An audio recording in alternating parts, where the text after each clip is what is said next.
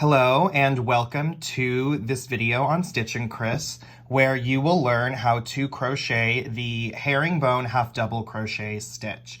Now the reason why I'm showing you this is because I'm releasing a set of patterns that has heavily been influenced by this stitch, and I thought, might as well have a one-stop shop for everything here. So thank you for viewing this video.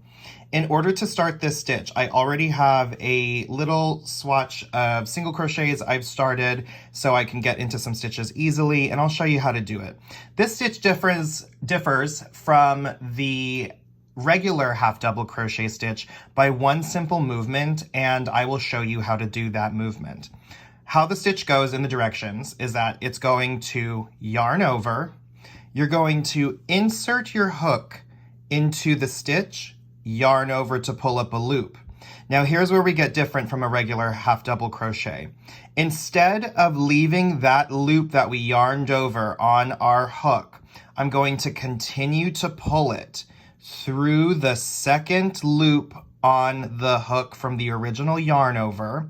And so we're going to have two loops on our hook. I'm then going to yarn over again and pull through the remaining two loops.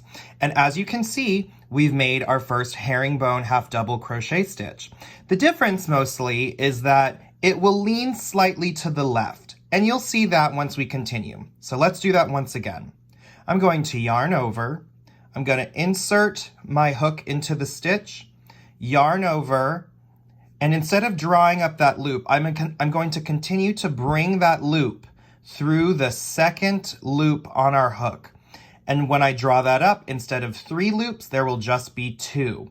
As you can see, that loop just sits here nicely, and we're going to finish the stitch by yarning over and drawing through the remaining 2 loops. I'm going to do it one more time, and then I'll meet you at the end of the row. And I'll do it a little bit faster this time. We're going to yarn over, insert into the stitch, yarn over, draw through that first loop, 2 loops on here, yarn over, pull through. One more time without me talking.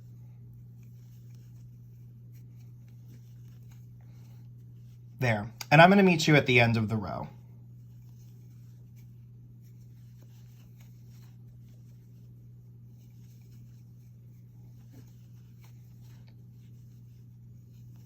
It's going to take some time for your hands to get used to it, but trust me, once you do, you will be flying through these stitches. And by the end of the row, you can see what the fabric will look like. And then we're going to go into our last stitch, yarn over, pull through that loop. There we go. So let's look at this.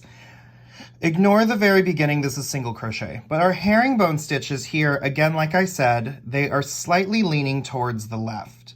So they are a little bit different, but they still add the pizzazz of a half double crochet with something else of a flair to add to your yarn dictionary. Let me show you how to do the turning chain. Unless otherwise specified in the pattern, normally what I do, normal people will probably do a chain 2 at the end to create the height. I don't particularly like that because I like to have my stitches even and uniform. If I'm not doing a lace, it looks more lace-like, and so I like to do that. I'm also not one to make my turning chains my initial stitch, just because to me it looks uneven. So let me show you. And all I do is just chain 1 and then turn. Simple as that. And as you can see, here's the back side of the herringbone half double crochet. Okay, well, thank you so much, and I hope you enjoy the video. Happy stitching!